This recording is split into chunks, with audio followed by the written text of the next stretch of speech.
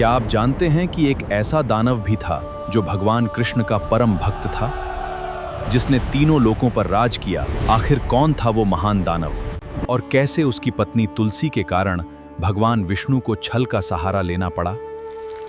आइए जानते हैं। प्रजापति कश्यप की पत्नी दनु से दानवों की उत्पत्ति हुई।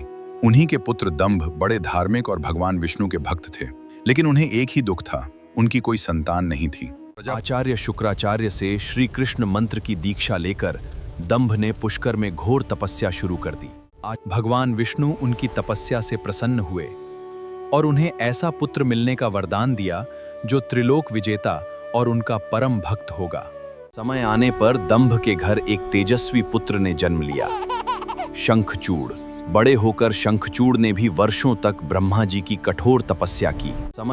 ब्रह्मा जी ने उसे वरदान दिया कि कोई भी देवता उसे पराजित नहीं कर सकेगा और साथ ही श्री कृष्ण कवच भी प्रदान किया। बद्रिकाश्रम में शंखचूड़ की मुलाकात धर्मध्वज की पुत्री तुलसी से हुई। ब्रह्मा जी की इच्छा से दोनों का विवाह हो गया। शुक्राचार्य ने शंखचूड़ को दानवों का राजा घोषित कर दिया। वरदान के बल पर शंखचूड़ ने देवलोक पर आक्रमण कर दिया और इंद्र सहित सभी देवताओं को पराजित कर अमरावती पर अधिकार कर लिया। शंखचूड़ के शासन में अधर्म समाप्त हो गया, प्रजा सुखी और समृद्ध थी।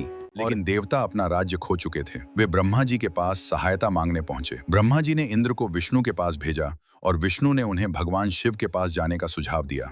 भगवान शिव ने शंखचूड़ को संदेश भेजा कि वो देवताओं का राज्य लौटा दें। शंखचूड़ ने प्रस्ताव अस्वीकार कर दिया और महायुद्ध की तैयारी शुरू हो गई। दोनों पक्षों में भीषण युद्ध छिड़ गया। स्वयं भगवान शिव और शंखचूड़ आमने सामने आ गए। दोनों तभी आकाशवाणी हुई, जब तक शंखचूड़ के पास श्री हरि का कवच और पत्नी तुलसी का पतिव्रत है, तब तक उसे कोई नहीं मार सकता। देवताओं की रक्षा के लिए भगवान विष्णु ने एक योजना बनाई। ब्राह्मण वेश में आए विष्णु ने शंखचूड़ से उसका दिव्य कवच मांग लिया और शंखचूड़ ने बिना संकोच उसे दान कर दिया। इसके बाद भगवान विष्णु ने शंखचूड़ का रूप धारण कर तुलसी के पतिव्रत को भंग कर दिया। सत्य जानकर तुलसी ने भगवान विष्णु को शाप दिया कि वे पत्थर बन जाएंगे।